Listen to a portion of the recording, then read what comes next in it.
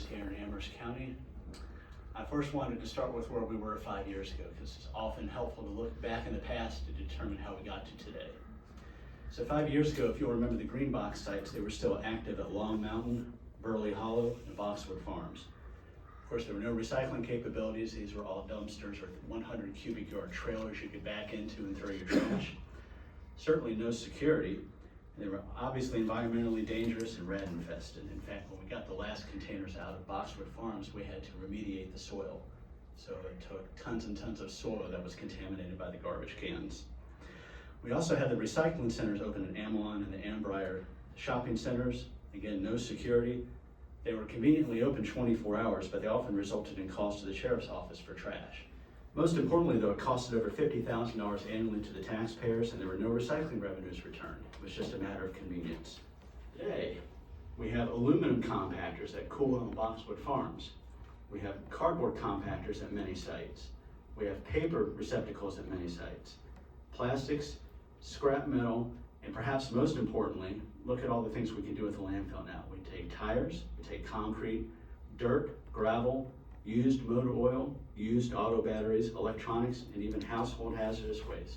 All of those options are available to taxpayers at the landfill. So we talked about the previous 5 years, but in the last 5 years, here are things we have done, including that nice little logo on the top right. That's our Public Works logo, emblematic of the county's commitment to recycling and reusing, not just throwing away materials. We've also added recycling capabilities at Coolwell, including plastics and aluminum compactors. At our new Dodge store location, we added a cardboard compactor and scrap metal capabilities. That, again, was a green box site that had nothing there. Same with Boxwood Farms. We have cardboard, aluminum, plastics, and scrap metal. At 60 East, we recently added a cardboard compactor. We take scrap metal from citizens and by transfer station personnel, and those landfill recyclable recoveries in part pay for uniforms and other public works needs. We also recycle electronics, automobile batteries, propane tanks, and again, household hazardous waste.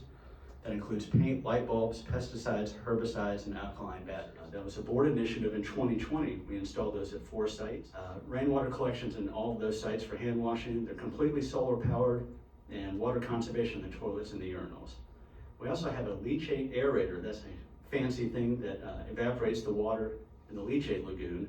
They save us on the cost of disposal at the Lynchburg wastewater treatment plant.